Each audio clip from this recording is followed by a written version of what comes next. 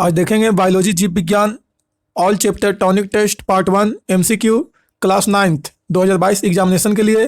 तो class 9th 2022 examination के नज़रिए से ये आपका एमसीक्यू टॉनिक टेस्ट तैयार किया गया है, जो बायोलॉजी जीव विज्ञान के सभी चैप्टर से एमसीक्यू को शामिल किया गया है।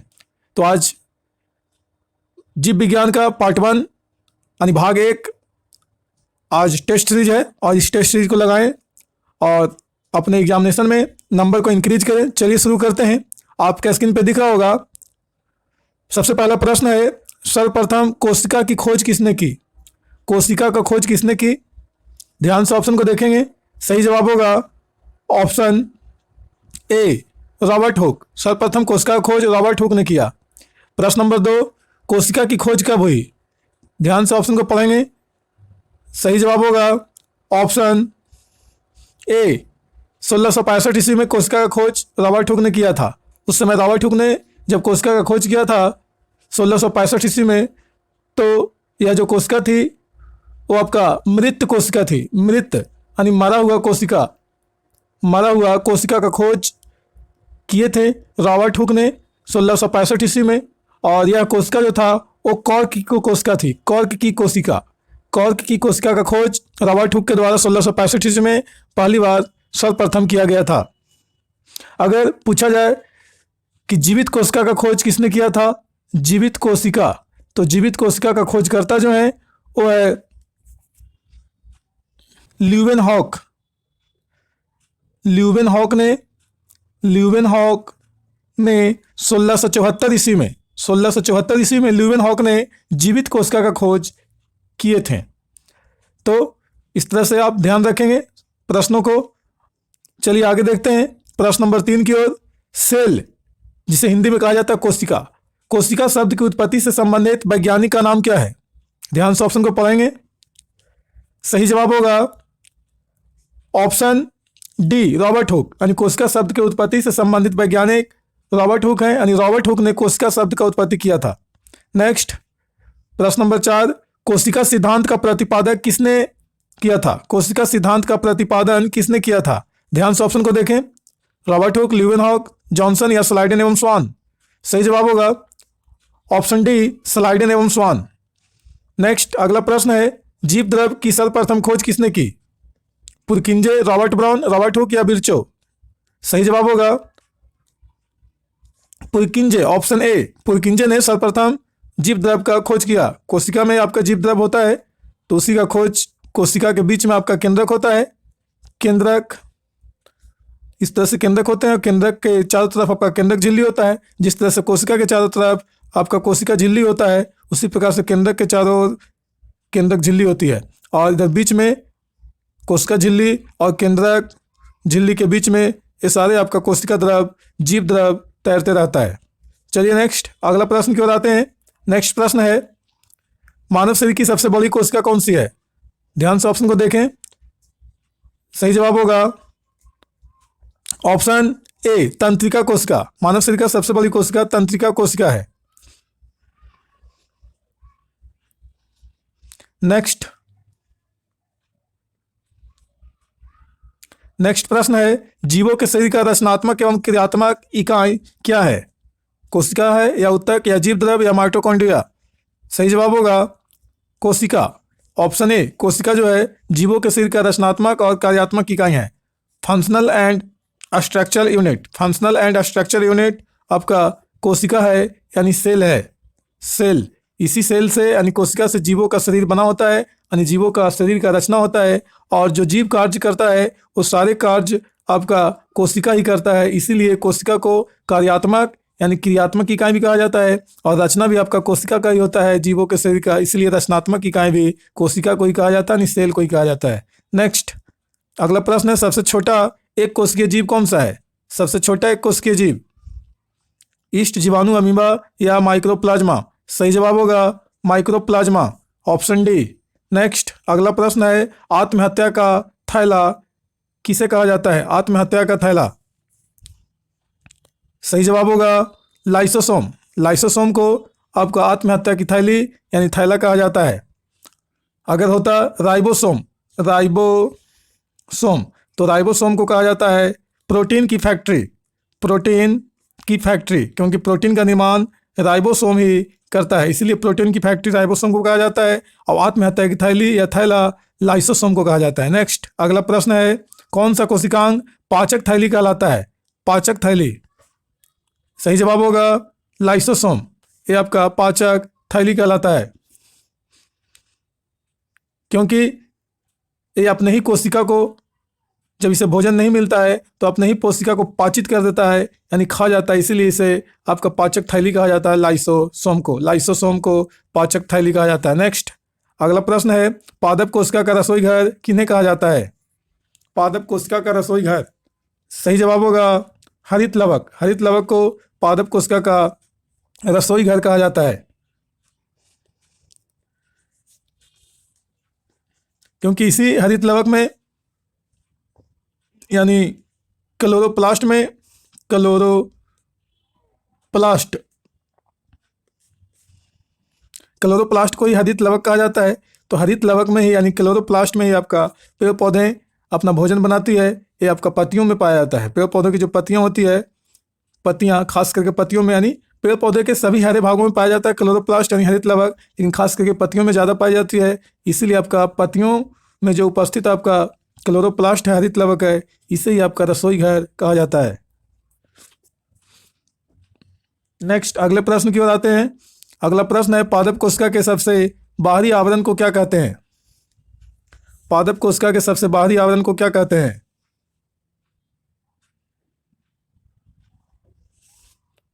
सही जवाब होगा कोशिका भित्ति।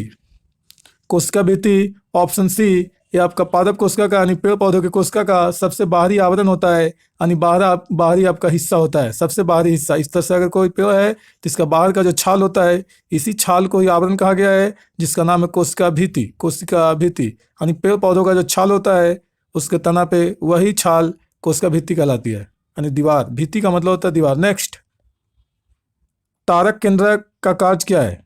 तारक केंद्रक का कार्य,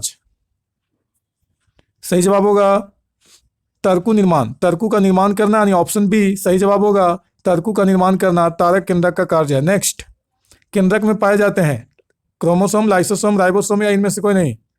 सही जवाब होगा क्रोमोसोम। क्रोमोसोम आपका केंद्रक में पाया जाता है। क्रोमोसोम को ही गुणसूत्र कहते हैं, गुणसूत्र भी कहा जाता है क्रोमोसोम को ही, जो केंद्रक में, यानी कोशिका के केंद्रक में पाया जाता है, यानी न्यूक्लियस में। केंद्रक को न्यूक्लियस भी कहा जाता है। न्यूक्लियस कहें या केंद्रक कहें, क्रोमोसोम कहें या गुणसूत्र कहें, एक ही चीज़ है। नेक्स्ट अगला सवाल है, इनमें से कौन प्रोटीन निर्माण का केंद्र है? प्रोटीन निर्माण का केंद्र, अभी हिंट्स किए थे, बताया गया था पीछे। प्रोटीन का निर्माण केंद्र माइटोकॉन्ड्रिया, क्लोरोप्लास्ट, राइबोसोम या लाइसोसोम? सही जवाब होगा राइबोसोम। राइबोसोम कोई प्रोटीन निर्माण का केंद्र कहा जाता है, यानी प्रोटीन का फैक्ट्री कहा जाता है, प्रोटीन का फैक्ट्री।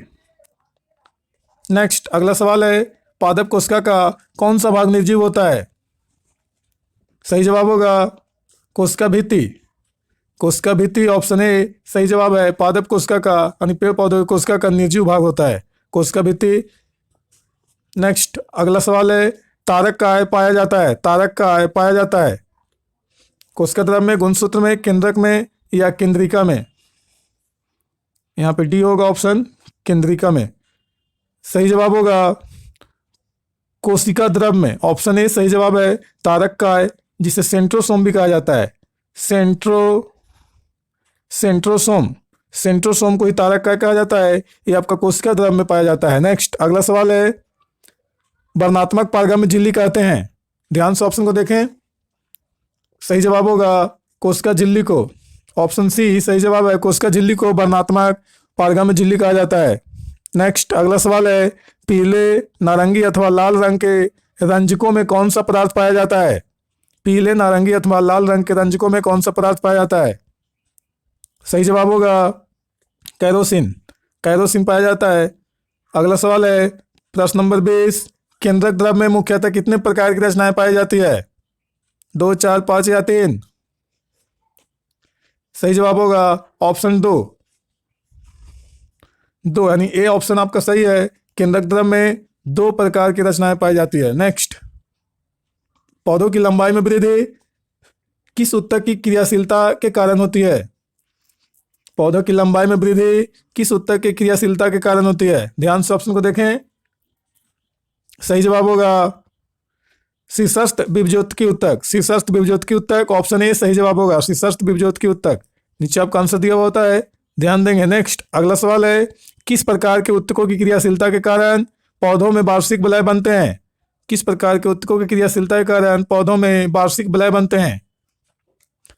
यानी छल्ला बनता है, छल्ला यानी रिंग का निर्माण होता है। आप लोग देखे होंगे, कोई भी आप पेड़ को आप लें, पेड़ को जब काटते हैं तो काटने के बाद देखे होंगे, ये मान लेते हैं कि पेड़ का हिस्सा है एक लंबा सा, आप देखेंगे उसमें इस तरह से छल्ला बना हुआ रहता है और उसको देख करके पता लगा पाते हैं हम लोग कि हीर कितना है। हीर जो बना हुआ होता है छल्ला इस तरह का, उसको हीर बोला जाता है ग्रामीण भाषा में। तो वार्षिक बलय बताना है कैसे बनता है, किस ऊतकों की क्रियाशीलता के कारण।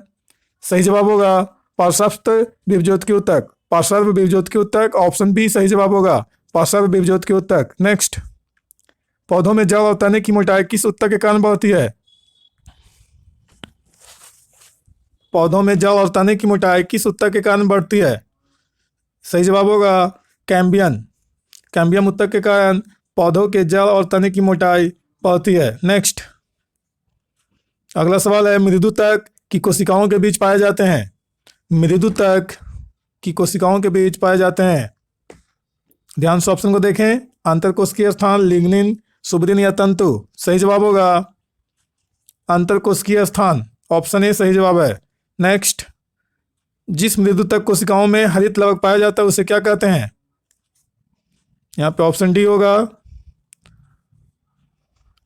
सही जवाब होगा क्लोरिन कायमा। ऑप्शन बी सही जवाब है क्लोरिन कायमा। जिस मृदुतक कोशिकाओं में हरित लवक पाया जाता है वो आपका मृदुतक कोशिका को क्लोरिन कायमा कहते हैं। नेक्स्ट, क्योंकि क्लोरिन कायमा हरित लवक में यानी क्लोरोप्लास्ट, क्लोरोप्लास्ट हरित लवक का दूसरा नाम क्लोरोप्लास्ट है। इसी क्लोरोप्लास्ट में क्लोरोफिल पाया जाता है, क्लोरोफिल। तो इस प्रकार से आप याद कर सकते हैं, क्लोरोप्लास्ट में क्लोरोफिल है इसलिए क्लोरिन कायमा कहलाता है। क्योंकि हरित लवक पाया जा रहा है, क्लोरोफिल पाया जा रहा है, इसलिए क्लोरिन कायमा कहलाता है वो मृदुतक की कोशिकाएं। नेक्स्ट अगला सवाल है 26 नंबर, नारियल का रेशा किस ऊतक का बना होता है? संवहन ऊतक, दृढ़ ऊतक, विभज्योतकी ऊतक या इनमें से कोई नहीं? सही जवाब होगा दृढ़ ऊतक, ऑप्शन बी। नारियल का रेशा दृढ़ ऊतक का बना होता है। नेक्स्ट, निम्न में से कौन फ्लोएम का भाग है?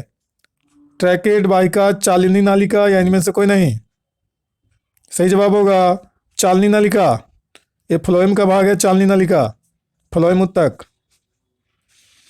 यानी फ्लोएम जो ऊतक होता है, एक होता है जाइलम ऊतक, जाइलम ऊतक, ये दोनों के सम्मिलित रूप से संवहन ऊतक कहा जाता है, संवहन ऊतक। नेक्स्ट, तो चालनी नालिका फ्लोएम ऊतक में पाया जाता है। नेक्स्ट अगला सवाल है, जाइलम और फ्लोएम किस प्रकार के ऊतक हैं? प्रश्न नंबर 28, जाइलम और फ्लोएम किस प्रकार के ऊतक है? सही जवाब होगा संवहन ऊतक, ऑप्शन सी संवहन ऊतक। ये आपका जाइलम और फ्लोएम संवहन ऊतक कहलाता है। नेक्स्ट, जाइलम में उपस्थित जीवित कोशिका का क्या नाम है? जाइलम में उपस्थित जीवित कोशिका का क्या नाम है? सही जवाब होगा जाइलम मृदुतक, ऑप्शन डी सही जवाब है जाइलम मृदुतक। जाइलम में उपस्थित जीवित कोशिका का नाम है, जाइलम ऊतक में उपस्थित जो जीवित कोशिका है उसका नाम है जाइलम मृदुतक। नेक्स्ट अगला सवाल है, ट्रैकेट्स पाए जाते हैं जाइलम में, फ्लोएम में, बसीय ऊतकों में या पेशियों में? सही जवाब होगा जाइलम में, ऑप्शन ए सही जवाब है। प्रश्न नंबर 31, निम्न में से कौन जाइलम का भाग नहीं है? ट्रैकेट्स, जाइलम नलिका है, जाइलम तंतु या चालनी नलिका? सही जवाब होगा चालनी नलिका, ऑप्शन डी सही जवाब है चालनी नलिका। ये जाइलम का भाग नहीं है, बाकी आपका ट्रैकेट्स, जाइलम नलिका है, जाइलम तंतु, ये सारे आपका जाइलम का भाग है। नेक्स्ट अगला सवाल है, लेकिन अगले सवाल को देखने से पहले बता दें कि इस चैनल पर जो नए हैं चैनल को सब्सक्राइब करें और बेल आइकन को जरूर दबाएं, ऑल पे करके रखें ताकि सारा नोटिफिकेशन सबसे पहले आपके मोबाइल एवं कंप्यूटर पर पहुंच सके। और एक लाइक तो बनता ही है, लाइक जरूर करें और अपने दोस्तों के साथ शेयर करें ताकि इस तरह से और भी वीडियो बनाकर आपको उपलब्ध कराते रहें और मेरा मनोबल बढ़ाते रहे। चलिए शेयर जरूर करेंगे और कमेंट करके बताएंगे कोई प्रॉब्लम होगा तो। चलिए नेक्स्ट अगले सवाल की ओर आते हैं। मूंगफली और बादाम के छिलकों में पाए जाते हैं हरित लवक, अंतरकोशिकीय स्थान, स्क्लेरेट्स या चालनी पट्टी। सही जवाब क्या होगा बताइए? सही जवाब होगा स्क्लेरेट्स। ऑप्शन नंबर सी सही जवाब होगा स्क्लेरेट्स। मूंगफली और बादाम में जो आपका छिलका होता है उस छिलकों में स्क्लेरेट्स पाया जाता है। नेक्स्ट अगला सवाल है, ट्रैकिया और अंडवाहिनी में पाए जाने वाले उत्तक हैं। ट्रैकिया और अंडवाहिनी में पाए जाने वाले उत्तक, ध्यान से ऑप्शन को देखें और कमेंट बॉक्स में जवाब दें। सही जवाब होगा पश्चिमाल एपिथेलियम ट्रैकिया और अंडवाहिनी में पाए जाने वाले उत्तक का नाम है। नेक्स्ट कॉन्ड्रियोब्लास्ट कोशिकाएं किस उत्तक में पाई जाती है? कॉन्ड्रियोब्लास्ट कोशिकाएं, सही जवाब होगा उपास्थि में आपका कॉन्ड्रियोब्लास्ट कोशिकाएं पाई जाती है। नेक्स्ट अगला सवाल है, शरीर का बाहरी और भीतरी रक्षक आवरण बनाते हैं। सही जवाब होगा एपिथेलियम उत्तक। ऑप्शन बी एपिथेलियम उत्तक शरीर का बाहरी और भीतरी रक्षक बनाते हैं। नेक्स्ट रेखित पेशी है। रेखित पेशी कौन है? ऐच्छिक है, अनैच्छिक दोनों है या इनमें से कोई नहीं? सही जवाब होगा ऐच्छिक। ऑप्शन ए सही जवाब है। रेखित पेशी ऐच्छिक होता है, आपके इच्छा अनुसार काम करता है। वे अंग आपके शरीर का जो आपके इच्छा अनुसार काम करता है वो रेखित पेशी कहलाता है। जैसे हाथ पैर का हिलाना, बोलना, यानी मुंह की कोशिकाएं, हाथ पैर की कोशिकाएं, ये सारे आपका क्या है? रेखित पेशी है, यानी ऐच्छिक क्रिया है जिसकी वजह से रेखित पेशी है। लेकिन आपका अनैच्छिक जो होगा अरेखित पेशी, जो आपकी इच्छा से काम नहीं करेगा, आपके बिना इच्छा के वो कार्य करते रहेगा। जैसे हृदय, ये अपने अनुसार कार्य करता है, आपकी इच्छा अनुसार कार्य नहीं करती है। इस प्रकार से रेखित अरेखित को समझना है। नेक्स्ट अगला सवाल है, अस्थि या उपास्थि है। ध्यान से ऑप्शन को देखें, अस्थि या उपास्थि है। सही जवाब होगा संयोजी उत्तक। ऑप्शन बी सही है। नेक्स्ट अगला सवाल है, वह उत्तक जो मनुष्य में पेशियों को अस्थि से जोड़ता है क्या कहलाता है? पेशियों को अस्थि से जोड़ने वाला उत्तक को क्या कहते हैं? सही जवाब होगा ऑप्शन ए कंडरा या टेंडन। कंडरा या टेंडन कहा जाता है। टेंडन या कंडरा ये आपका पेशियों को अस्थि से जोड़ता है। इसको याद करने का तरीका है MBT। यानी एम से आपका मसल्स होगा यानी मांसपेशियां, एम से मांसपेशियां यानी पेशियां पे आ रहा है मांसपेशियां। बी से आपका बोन होगा, बोन जिसको बोलते हैं अस्थि या हड्डी भी कहते हैं बोन को, है ना। टी का मतलब होगा टेंडन जो आपका आंसर में है। तो मांसपेशियों को बोन से यानी अस्थि से या हड्डी कह सकते हैं। हड्डी से जो जोड़ता है वो क्या कहलाता है? टी से टेंडन। MBT याद रखिए, MBT। नेक्स्ट अगला सवाल है, अरेखित पेशी कौन है? अरेखित पेशी अनैच्छिक है, ऐच्छिक है या दोनों है? सही जवाब होगा अनैच्छिक। अरेखित पेशी अनैच्छिक होता है, जो आपकी इच्छा अनुसार कार्य नहीं करता है, वो अपने आप कार्य करते रहता है। यदि हृदय यानी जो आपका दिल है, जो आपका हृदय है, वो अनैच्छिक पेशी से बना हुआ है, जो आपके इच्छा अनुसार कार्य नहीं करता, वो अपने आप कार्य करते रहता है। या फिर आँख का जो पुतली होता है वो आपका ऊपर नीचे होते रहता है, मटकते रहता है, तो भी आपका क्या है? अरेखित पेशी का बना हुआ। नेक्स्ट अगला सवाल है, रक्त में पाई जाने वाली तर्करूपी केंद्रक युक्त कोशिकाओं का नाम क्या है? रक्त में पाई जाने वाली तर्करूपी केंद्रक युक्त कोशिकाओं का नाम, सही जवाब होगा श्वेत रक्त कोशिकाएं।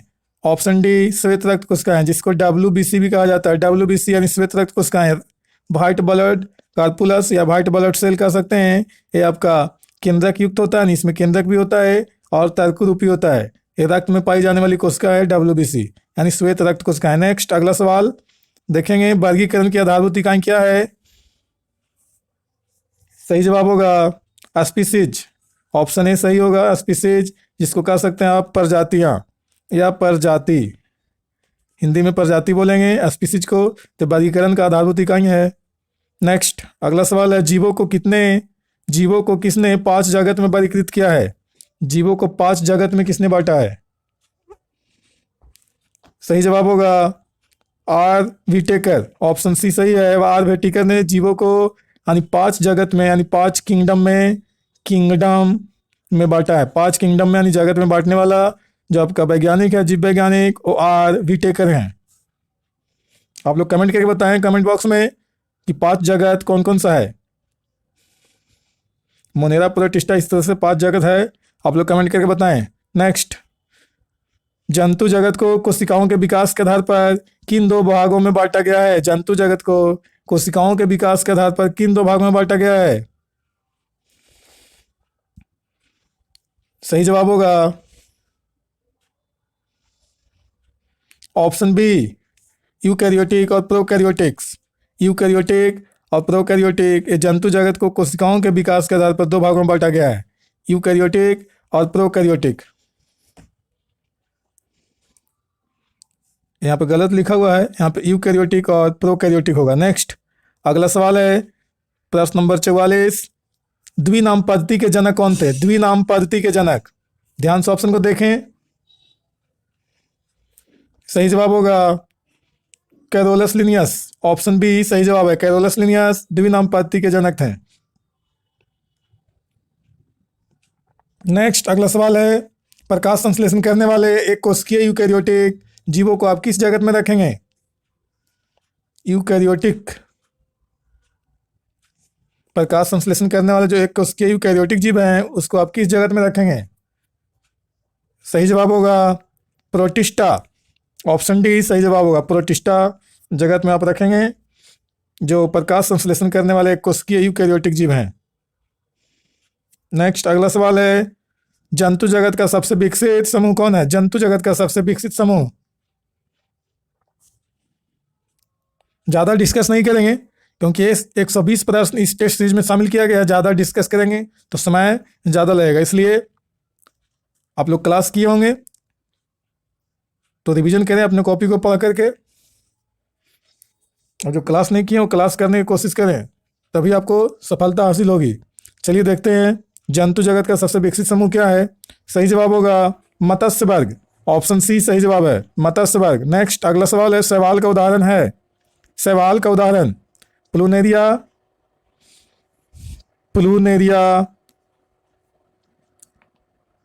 Dryopteris, spirogyra, mushroom. ड्रायोप्टेरिस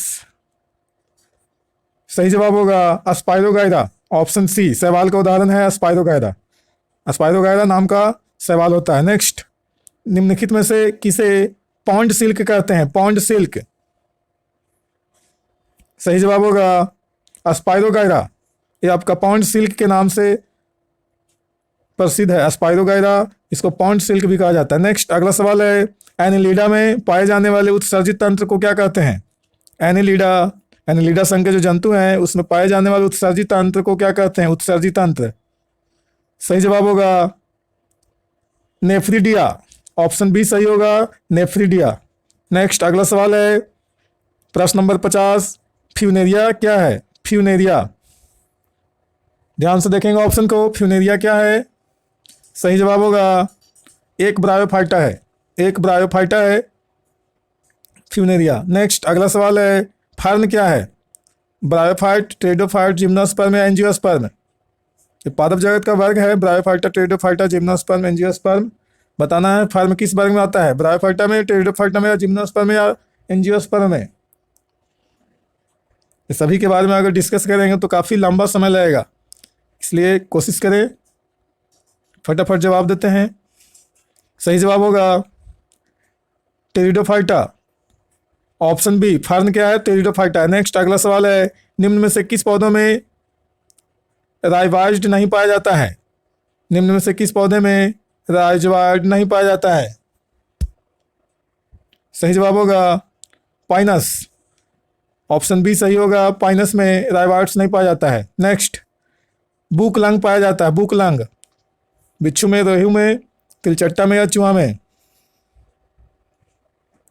सही जवाब होगा बिच्छू में, ऑप्शन ए सही है, बुकलंग बिच्छू में पाया जाता है। नेक्स्ट, अगला सवाल है इनमें से कौन पुष्पीय पौधे हैं? मॉस फर्न, एंजियोस्पर्म या लाइकेन?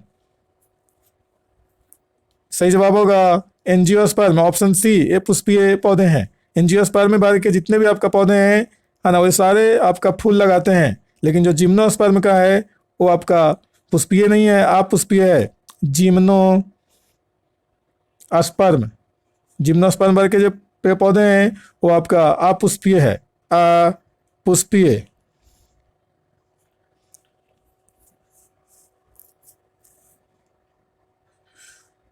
नेक्स्ट अगला सवाल है, एक द्विबीजपत्री पौधा है, एक द्विबीजपत्री पौधा, द्विबीजपत्री पौधा कौन है? सही जवाब होगा गुड़हल, ऑप्शन डी सही जवाब है। ए द्विबीजपत्री पौधा है। बाकी आपका जो धान है, मक्का है, बाजरा है, एक बीजपत्री पौधा, एक बीजपत्री।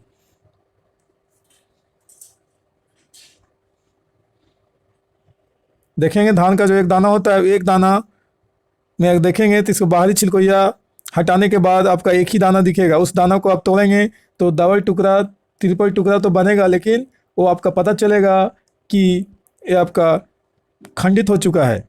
लेकिन अगर आप देखें गुड़हल का या फिर आप देखें चना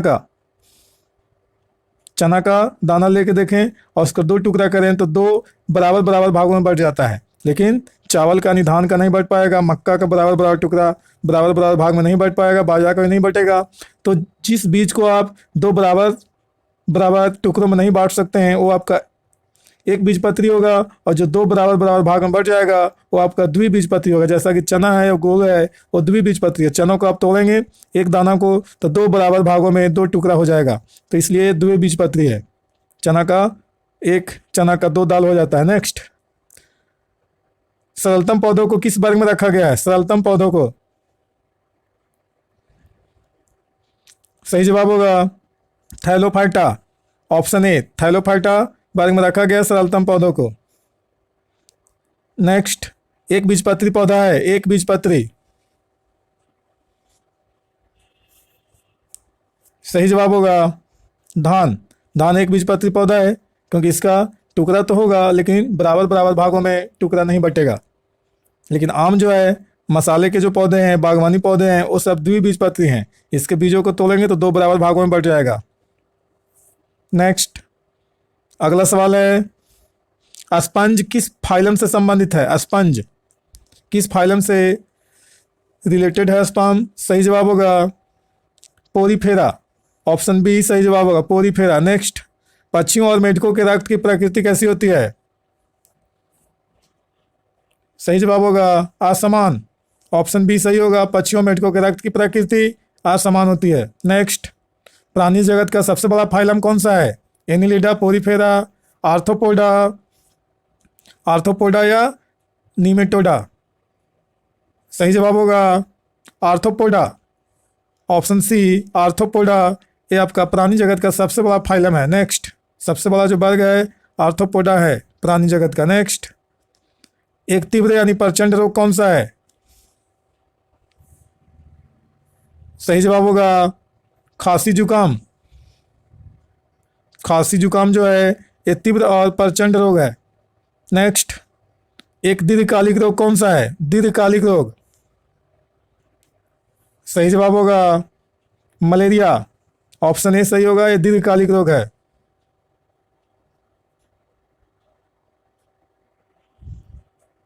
नेक्स्ट, एक संक्रामक रोग कौन सा है? संक्रामक रोग, इन्फेक्शनल डिजीज कौन सा है? सही जवाब होगा हैजा, ऑप्शन डी संक्रामक रोग है यानी इन्फेक्शनल डिजीज है।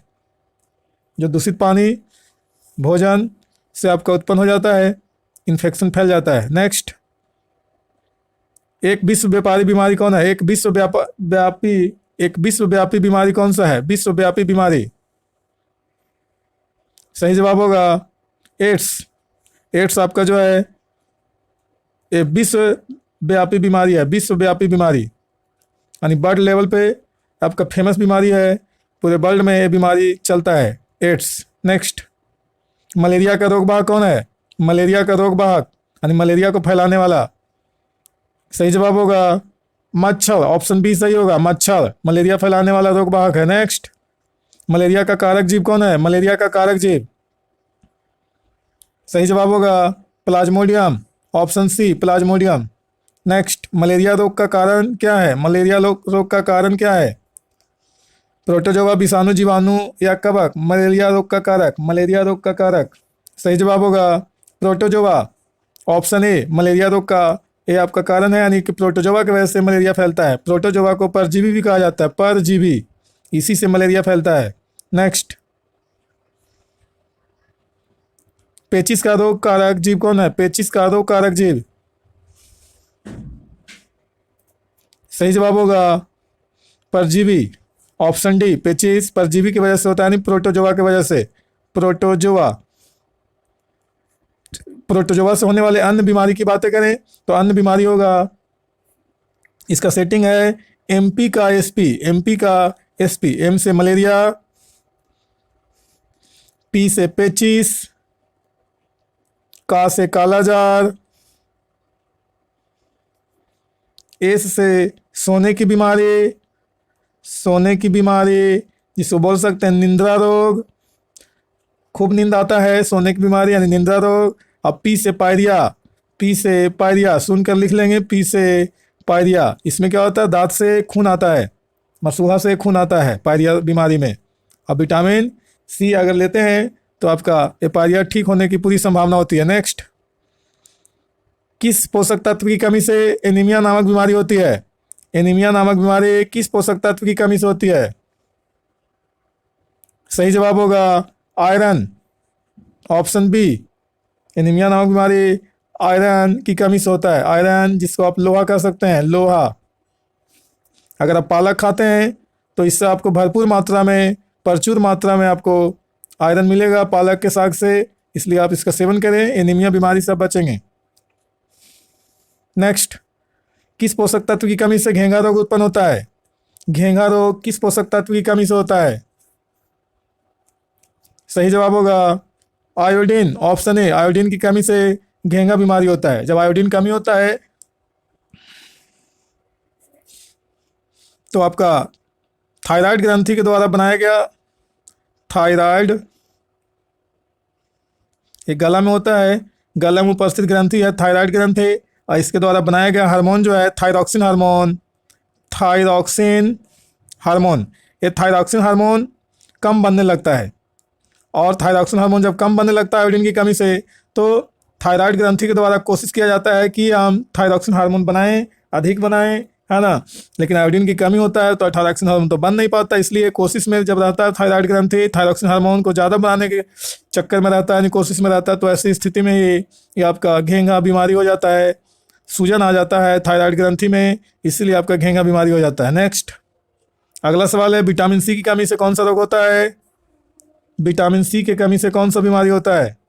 सही जवाब होगा स्कर्वी, ऑप्शन सी सही होगा स्कर्वी। अगर विटामिन की कमी से बीमारी को याद करना है तो आप याद करें इस तरह से, रवेसरी बार, A B C D E और के, ये आपका विटामिन का नाम हुआ, A B C D E के सारे विटामिन के नाम है, ये आपका सेटिंग है रवेसरी बार। तो ए विटामिन की कमी होगा तो रात से रतौंधी होगा, बी विटामिन की कमी होगा तो बेस से बेरी बेरी होगा, और सी विटामिन की कमी होगा तो सात से स्कर्वी होगा, और विटामिन डी का कमी जब होगा तो री से रिकेट्स होगा, विटामिन ई की कमी जब होगा तो आपको बात से बांझापन होगा, और विटामिन के का कमी होगा तो रात से रक्त छिंता होगा, यानी रक्त का थक्का नहीं बनेगा, रक्त का थक्का नहीं बनेगा विटामिन के की कमी जब आपके पास होगा। तो इस प्रकार से आप ध्यान में रखें रवेसरी बार। नेक्स्ट, अगला सवाल है विटामिन बी की कमी से कौन सा रोग होता है? विटामिन बी के कमी से सही जवाब होगा बेरी बेरी, यही बता के गए, बेरी बेरी विटामिन बी की कमी से होगा। नेक्स्ट, एंथ्रेक्स नामक रोग किस प्रकार के रोग कारक के कारण उत्पन्न होता है? एंथ्रेक्स नामक रोग किस प्रकार के रोग कारक के कारण उत्पन्न होता है? सही जवाब होगा बैक्टीरिया, ऑप्शन बी सही होगा। बैक्टीरिया को जीवाणु भी कहा जाता है, जीवाणु, तो जीवाणु यानी बैक्टीरिया से एंथ्रेक्स नामक बीमारी उत्पन्न होता है। नेक्स्ट, रोग वाहक कीट का उदाहरण क्या है? रोग वाहक कीट का उदाहरण यहाँ पे ए ऑप्शन होगा रोगवाहक कीट का उदाहरण? सही जवाब होगा इनमें से सभी। ये आपका रोगवाहक कीट का उदाहरण है। तिलचट्टा भी है, मक्खी भी है, मकरा भी है। ये सारे आपका मकरा ये आपका रोगवाहक कीट का उदाहरण है। मक्खी, तिलचट्टा और मकरा। नेक्स्ट, क्योंकि रोग को फैलाने वाले सारे कीट हैं। मक्खी, तिलचट्टा और मकरा बीमारी फैलाता है। नेक्स्ट, एड्स होता है। एड्स किससे होता है? यहाँ ऑप्शन ए होगा, सही जवाब होगा विषाणु से। ऑप्शन सी सही होगा, विषाणु, जिसको हम लोग वायरस भी कहते हैं। वायरस, विषाणु या वायरस एक ही चीज़ है। तो वायरस यानी विषाणु से एड्स होता है और उस वायरस का नाम है HIV। HIV ह्यूमन इम्यूनोवायरस के वजह से ही आपका एड्स बीमारी होता है। नेक्स्ट, अगला सवाल है, काला जार उत्पन्न करता है। काला जार उत्पन्न करता है, सही जवाब होगा लेशमानिया। ऑप्शन सी, लेशमानिया नाम का जो प्रोटोजोआ है वो काला जार उत्पन्न करता है। नेक्स्ट, अगला सवाल है, मानव में बैक्टीरिया से संक्रमण का सबसे आम इलाज क्या है? बैक्टीरिया से यानी जीवाणु से आपको संक्रमण अगर हो जाए, इन्फेक्शन हो जाए, तो सबसे आम इलाज क्या है? सही जवाब होगा antibiotics. Option C, antibiotics. Next, अगला सवाल है, टीका यानी वैक्सीनेशन का आविष्कार किसने किया था? पोलियो का टीका वगैरह लगता है, कोरोना का टीका लग रहा है, वैक्सीनेशन हो रहा है, तो बताना है कि टीका का आविष्कार किसने किया था सबसे पहले। सही जवाब होगा एडवर्ड जेनर। ऑप्शन बी सही होगा, एडवर्ड जेनर ने वैक्सीनेशन ही टीका का आविष्कार किया है। नेक्स्ट, मियादी जवर किस कारण होता है? मियादी जवर, जिसको बोलते हैं टाइफाइड फीवर। टाइफाइड फीवर जो है, मियादी जवर, वो किस कारण होता है? सही जवाब है जीवाणु यानी बैक्टीरिया की वजह से टाइफाइड फीवर होता है। तो ये सारे जो है वायरस, जीवाणु, फफूंद, ये सारे आपका सूक्ष्म जीव हैं। सूक्ष्म जीव है, इन्हीं सूक्ष्म जीवों की वजह से आपका इन्फेक्शनल डिजीज ज़्यादातर होता है। नेक्स्ट, इन्फेक्शनल डिजीज सूक्ष्म जीवों की वजह से ही होता है। नेक्स्ट, अगला सवाल है, वायु द्वारा फैलने वाला रोग कौन सा है? वायु द्वारा फैलने वाला रोग, सही जवाब होगा खांसी जुकाम। ऑप्शन ए, वायु से फैलता है। नेक्स्ट, प्राकृतिक संपदा है। प्राकृतिक संपदा, सही जवाब होगा इनमें से सभी।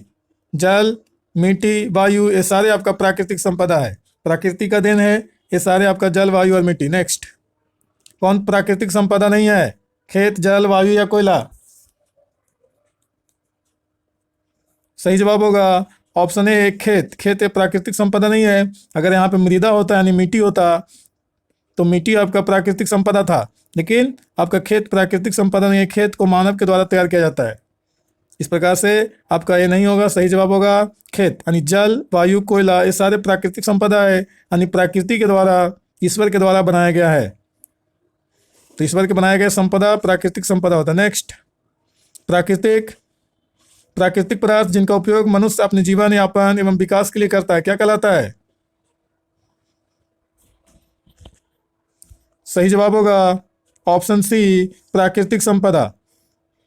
वे सारे प्राकृतिक पदार्थ जो है, वो प्राकृतिक पदार्थ जिसका मनुष्य अपने जीवन यापन करने में और विकास करने में उपयोग कर रहा है, वे सारे प्राकृतिक पदार्थ प्राकृतिक संपदा कहलाते हैं। नेक्स्ट, ओजोन क्या है? वाष्प है, द्रव है, ठोस है या गैस है? सही जवाब होगा ऑप्शन डी, गैस। ओजोन आपका गैस है। नेक्स्ट, अगला सवाल है, ओजोन गैस पाई जाती है। ओजोन गैस किस मंडल में पाया जाता है? सही जवाब होगा समताप मंडल में। समताप मंडल में ओजोन गैस पाई जाती है। इसी समताप मंडल में आपका हेलीकॉप्टर उड़ान भरता है। अगला सवाल है, पृथ्वी की सतह पर कितना जल पाया जाता है? पृथ्वी के सतह पर कितना जल पाया जाता है? 75, 78, 25% या 80%? सही जवाब होगा 75%, ऑप्शन ए। नेक्स्ट, क्षोभ मंडल का विस्तार है। क्षोभ मंडल का विस्तार 80 से 640 किलोमीटर, 10 से 12 किलोमीटर, 640 से 2700 किलोमीटर या 100 से 150 किलोमीटर? सही जवाब होगा ऑप्शन बी, 10 से 12 किलोमीटर के रेंज में आपका क्षोभ मंडल का विस्तार है। नेक्स्ट, अगला सवाल है, समताप मंडल का विस्तार है। समताप मंडल। सही जवाब होगा ऑप्शन ए 16 से 50 किलोमीटर तक। 16 से 50 किलोमीटर तक आपका समताप मंडल का विस्तार है। वायुमंडल में ऊपर की ओर जाएंगे तो 16 से 50 किलोमीटर के रेंज में समताप मंडल आपका है, समताप मंडल। कहीं कहीं पे आपको 16 से 38 किलोमीटर भी देखने को मिलेगा। तो अकॉर्डिंग टू ऑप्शन ध्यान देना है। नेक्स्ट अगला सवाल है, वायुमंडल में कार्बन डाइऑक्साइड के बढ़ने का संबंध क्या है? वायुमंडल में कार्बन डाइऑक्साइड के बढ़ने का संबंध क्या है? ध्यान से ऑप्शन को पढ़ें। सही जवाब होगा समुद्र तल के उठने से। ऑप्शन ए सही होगा, समुद्र तल के उठने से वायुमंडल में कार्बन डाइऑक्साइड यानी CO2 बढ़ रहा है। नेक्स्ट अगला सवाल है, ओजोन का सूत्र क्या है? ओजोन का सूत्र O या O3, CO या CO2? सही जवाब होगा O3, ऑप्शन बी O3 आपका ओजोन का सूत्र है। O से आपका ऑक्सीजन होता है, CO से आपका कार्बन मोनोऑक्साइड होता है और CO2 से कार्बन डाइऑक्साइड होता है। CO2 carbon dioxide, CO carbon monoxide, सबसे जहरीला विषैला गैस आपका CO यानी कार्बन मोनोऑक्साइड है। पेड़ पौधों प्रकाश संश्लेषण में उपयोग करता है CO2 यानी कार्बन डाइऑक्साइड। ऑक्सीजन हम लोग उपयोग करते हैं जो पेड़ पौधों के द्वारा छोड़ा जाता है। नेक्स्ट अगला सवाल है, पृथ्वी की ऊपरी उपजाऊ सतह जो चट्टानों के अपक्षय से बनती है क्या कहलाती है? पृथ्वी का ऊपरी उपजाऊ सतह जो चट्टानों के अपक्षय से बनती है क्या कहलाती है? ध्यान से ऑप्शन को देखें, कमेंट बॉक्स में कमेंट करें फटाफट। सही जवाब क्या होगा चैट कर बताएं, फटाफट चैट करें। सही जवाब होगा मृदा यानी मिट्टी। ये आपका पृथ्वी का ऊपरी उपजाऊ सतह है जो चट्टानों के अपक्षय से बनता है। नेक्स्ट अगला सवाल है, मृदा अपरदन का संबंध क्या है? मृदा अपरदन का संबंध वर्षा से, अतिचारण से, पेड़ों की कटाई से, इनमें से सभी? सही जवाब होगा अतिचारण से। अतिचारण से आपका मृदा अपरदन होता है। अगर किसी भी भूमि पे या चारागाह पे आप जानवरों को, पशुओं को अगर ज़्यादा चरा रहे हैं, है ना, खूब आपका चर रहा है जानवर, तो उसके जो खुर होता है, खुर से आपका मिट्टी कटती है और मिट्टी कट करके जब हवाएं चलती है तो उससे धूल कण के रूप में उड़ जाती है। तो इससे क्या होता है अपरदन होता है मृदा का यानी मिट्टी का। यानी मिट्टी अगर कट करके किसी माध्यम से, चाहे तो आपका अतिचारण से हो या जल के बहाव से हो, जल के प्रवाह से हो या वायु के माध्यम से हो रहा हो,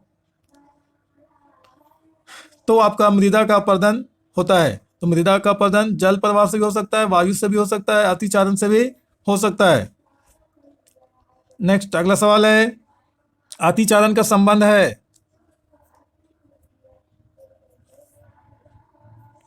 सही जवाब होगा मृदा अपरदन से। ऑप्शन ए मृदा अपरदन से अतिचारण का संबंध है, यानी कि अतिचारण से मृदा अपरदन होता है यानी मिट्टी का कटाव होता है। नेक्स्ट धूम कोहरा क्या संकेत करता है? धूम कोहरा क्या संकेत करता है? सही जवाब होगा वायु प्रदूषण। ऑप्शन बी सही जवाब होगा वायु प्रदूषण धूम कोहरा संकेत करता है। नेक्स्ट चंद्रमा पर ताप का प्रवास क्या है?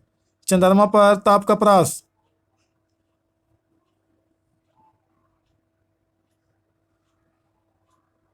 यहाँ पे ऑप्शन बी होगा, यहाँ पे ऑप्शन सी होगा। ध्यान देंगे। सही जवाब होगा ऑप्शन सी। ऑप्शन सी सही जवाब है। -190 डिग्री सेल्सियस से 110 डिग्री सेल्सियस, यानी दिन का जो तापमान होता है चंद्रमा पे 110 डिग्री सेल्सियस होता है और रात का तापमान -190 डिग्री सेल्सियस होता है। इस प्रकार से चंद्रमा का जो ताप प्रवास है वो -190 डिग्री सेल्सियस से आपका 110 डिग्री सेल्सियस है। नेक्स्ट अगला सवाल है, पौधे जिन पदार्थों का संश्लेषण करते हैं वे क्या कहलाते हैं? पौधे जिन पदार्थों का संश्लेषण करते हैं वे क्या कहलाते हैं? सही जवाब होगा जैव रसायन।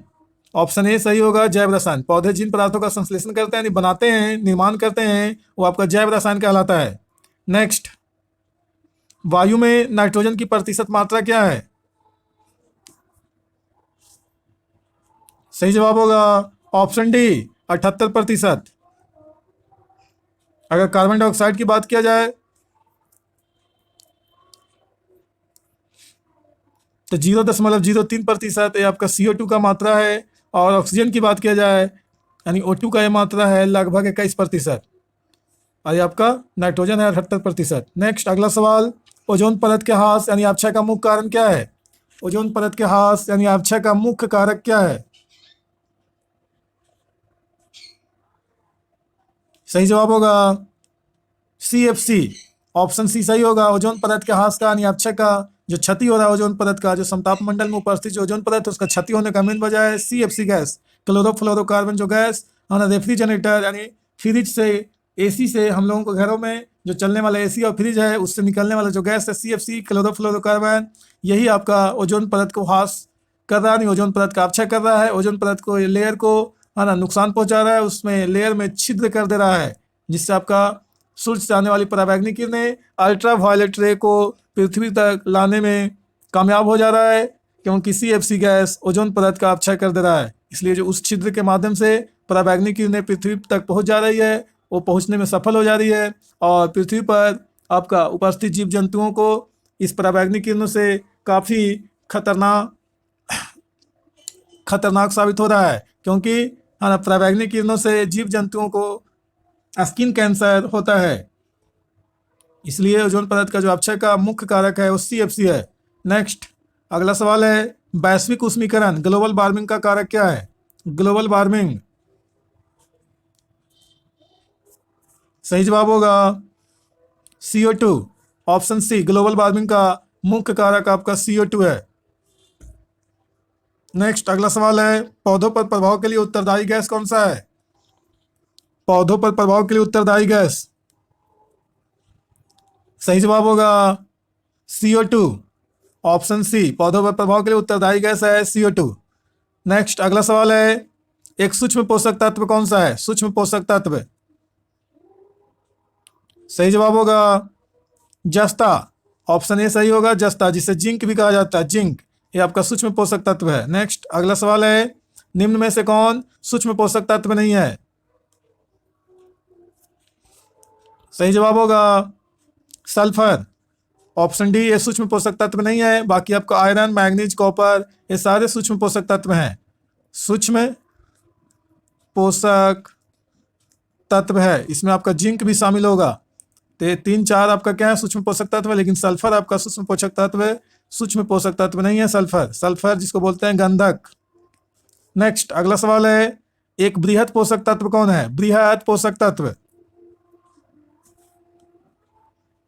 सही जवाब होगा मोलिब्डेनम, ऑप्शन डी, मोलिब्डेनम जो है बृहद पोषक तत्व है। नेक्स्ट, निम्न में से कौन खरीफ फसल है?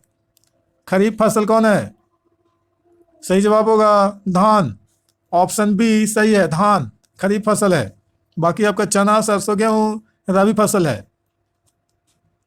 चमड़ा आगे जो ये आपका सेटिंग है रबी फसल का, रबी फसल का सेटिंग है चमड़ा आगे जो, चा से चना आपका लिखा हुआ ऑप्शन में, माँ से आपका मटर, रा से राई जिसको सरसों कहा जाता है, आ से आलू, गे से गेहूं, जो से जौ, जो से जौ, ये सारे आपका रबी फसल हैं। तो इसे आप याद कर लेंगे तो आपको खरीफ फसल छटा जाएगा। खरीफ फसल का ही सेटिंग है। चलिए आगे बढ़ते हैं। खरीफ फसल का सेटिंग देखना है, रबी फसल और जायद फसल का, तो आप ज्योग्राफी लेक्चर के वीडियो में जाकर देख सकते हैं। प्ले लिस्ट आपका बना हुआ है ज्योग्राफी लेक्चर वीडियो। नेक्स्ट, निम्न में से कौन रबी फसल है? धान, गेहूं, मक्का, अरहर। सही जवाब होगा गेहूं, ये आपका रबी फसल है। बाकी यहाँ पर दिख रहा है धान, मक्का, अरहर, ये तीनों आपका क्या है? खरीफ है, खरीफ। नेक्स्ट, एक संश्लेषित उर्वरक है, संश्लेषित यानी कृत्रिम तरीके से बनाया गया उर्वरक कौन है? सही जवाब होगा नाइट्रेट्स, ऑप्शन सी, ये आपका संश्लेषित उर्वरक है नाइट्रेट्स।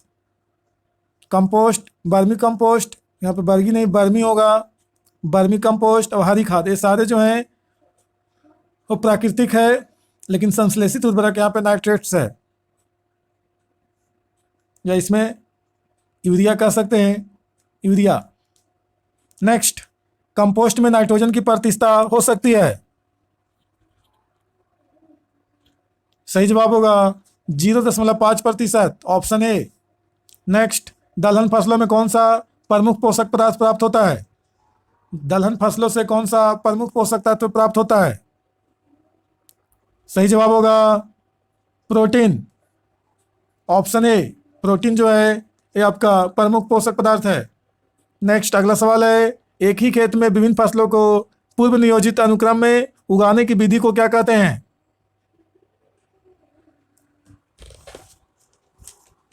सही जवाब होगा फसल चक्र, ऑप्शन बी। एक ही खेत में अगर विभिन्न फसलों को पूर्व नियोजित अनुक्रम में अगर उगा रहे हैं तो इस विधि को फसल चक्र कहा जाता है। नेक्स्ट, दो अथवा दो से अधिक फसलों को निश्चित कतार पैटर्न में उगाने की विधि क्या कहलाता है?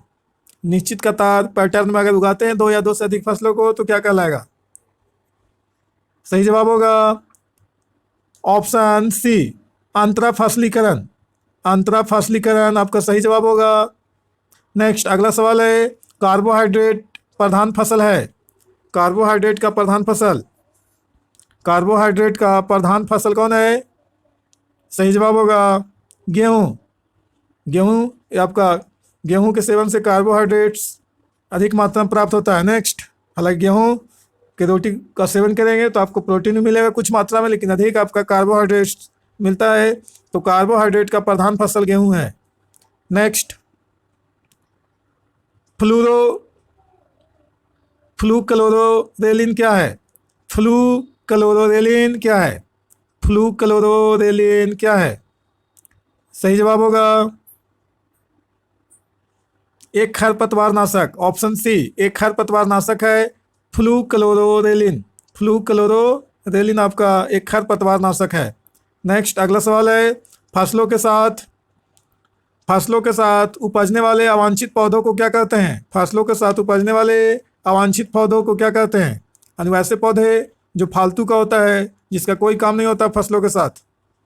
सही जवाब होगा ऑप्शन बी, खरपतवार। अगला सवाल है, पर्णकृमि पशुओं के किस अंग को प्रभावित करता है? पर्णकृमि। सही जवाब होगा ऑप्शन डी, यकृत। यकृत यानी लीवर को आपका प्रभावित करता है, लीवर को इफेक्ट पहुंचाता है पर्णकृमि। पशुओं के लीवर को प्रभावित कर देता है पर्णकृमि। नेक्स्ट, अगला सवाल है, भारत में किस क्रांति के कारण भोजन के उत्पादन में कई गुना वृद्धि हुआ है? सही जवाब होगा ऑप्शन ए, हरित क्रांति। हरित क्रांति के कारण ही भारत में आपका भोजन के उत्पादन में कई गुना वृद्धि हुआ है। भोजन का उत्पादन करने का मतलब आपका है धान एवं गेहूं के उत्पादन में वृद्धि हुआ है, क्योंकि भोजन में आपका ज़्यादातर आपका धान और गेहूं ही शामिल होता है। धान से चावल, और चावल से बहुत सारे ऐसे आइटम बनते हैं भोजन का, और गेहूं से भी बहुत सारे आइटम बनते हैं भोजन का। तो भोजन के उत्पादन में कई गुना वृद्धि हुआ है हरित क्रांति के आने से। आप लोग कमेंट करके बताएं कमेंट बॉक्स में, हरित क्रांति भारत में कब आया था? हरित क्रांति की शुरुआत कब हुई थी भारत में? और हरित क्रांति का जनक कौन है? हरित क्रांति का जनक कौन है? दोनों सवाल का जवाब कमेंट करके बताएं। नेक्स्ट, अगला सवाल है, नीली क्रांति किससे संबंधित है? नीली क्रांति, सही जवाब होगा मत्स्य उत्पादन से, ऑप्शन डी, मत्स्य उत्पादन यानी मछली पालन से।